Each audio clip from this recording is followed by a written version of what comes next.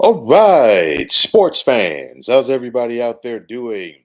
William Martin coming at you one more time here on YouTube with another edition of the 300 Pounds of Sports Knowledge Podcast. It's still very early in this MLB season, but one of my preseason predictions is holding true so far, and that is that the National League West is going to be a force to be reckoned with. As of right now, the four best records in baseball belong to teams that call the NL West home. The San Diego Padres have come out like gangbusters, which is evident by their 15-4 mark so far. The defending World Series champion Los Angeles Dodgers are 14-6, and after not making the playoffs, or after only making the playoffs once since 2017, the San Francisco Giants are off to a 13-6 start, and then there's the Arizona Diamondbacks, who just beat the Marlins today, and now they are 12-7. So, what to make of the NL West, and why are these teams so good? Well, first and foremost, they were for the most part good teams coming into the season. You look at the Dodgers, they continue to be the Dodgers, and we know what they did over the offseason in order to improve their pitching. So it's kind of like the rich just got richer. Okay. The Padres won 93 games last year, and the only thing that really prevented them from winning that division was simply the Dodgers were better. Okay. The Diamondbacks last year finished tied with the Mets and Atlanta Braves for the last two wild card spots, but they lost the tiebreakers, and because of that, they missed the playoffs.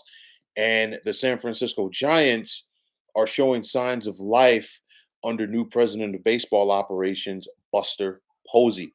So you look at it, you got plenty of star power in the NL West.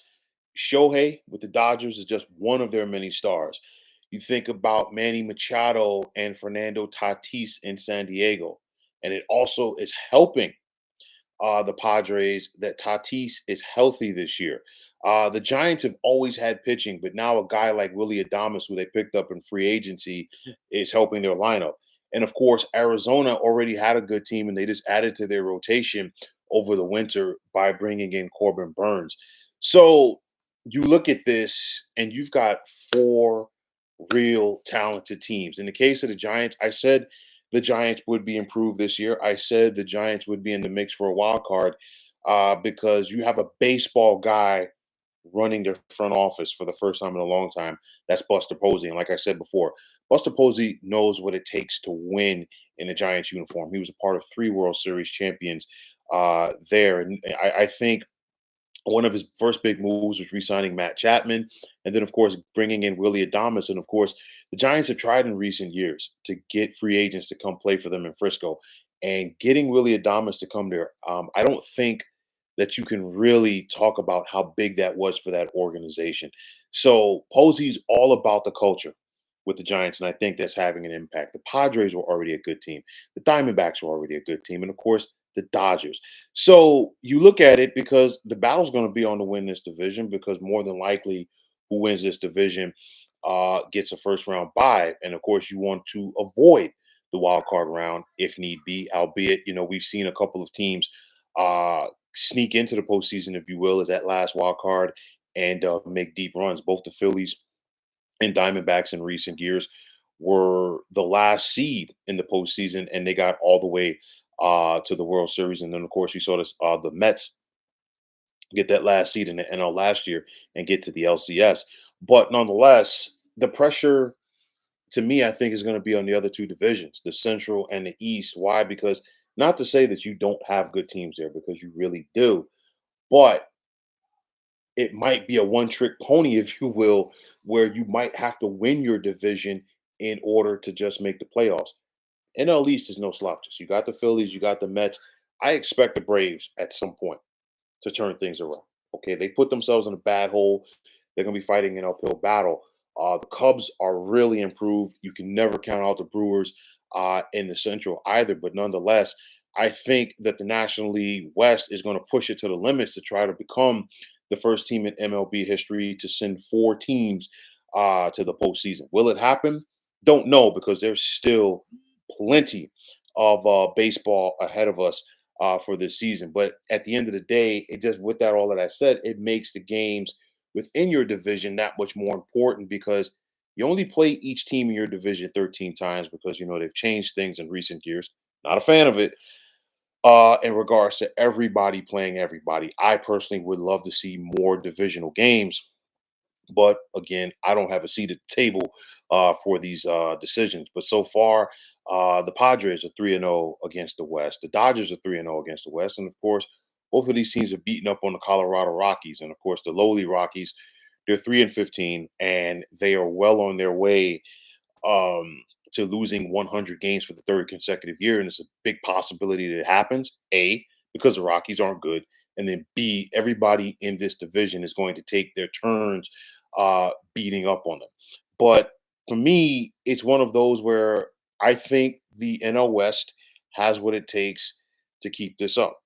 Okay, as far as playing competitive, good baseball throughout the season. They might not all finish with the four best records in baseball, but nonetheless, I think this is going to be a division to be reckoned with. We could possibly talk about a team from this division winning 92, 93, or 94 games and not even winning the division.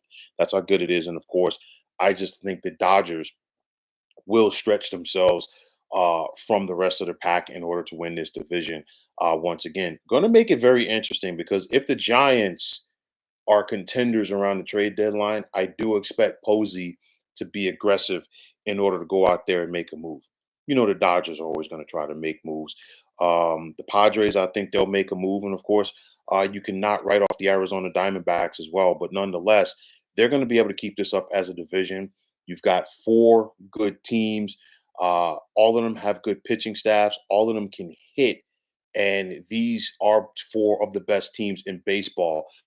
Coming into the season, I thought the National League from top to bottom was and is better than the American League. I think it's going to show with the top heavy teams there. The American League, I think, is more of a crapshoot this year for basically every division to try to go out there and win. There's only a couple of teams in the AL who you could say are not as competitive, but nonetheless, getting back to the NL and more importantly, the NL West, they are definitely flexing their muscles here in the early stages of this season.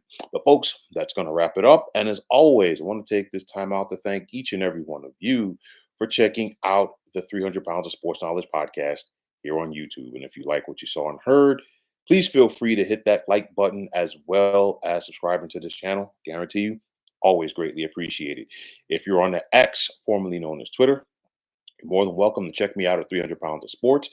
And like I always say, if you follow me, it'll be my pleasure to follow you right back. There's also the sports discussion group on Facebook at the Sports Depot 365, and you can check it out. Drop a line and be a part of one of the better sports debating sites going on social media. Also, if you're on the IG, Instagram, you can check me out at 300 Pounds of Sports Knowledge. And just like it is for the X, follow me, and I'll follow you right back. Once again, fine folks, my name is William Martin. I am signing off, and I'm saying thanks once again for tuning into the 300 Pounds of Sports Knowledge podcast here on YouTube. Be well, everybody.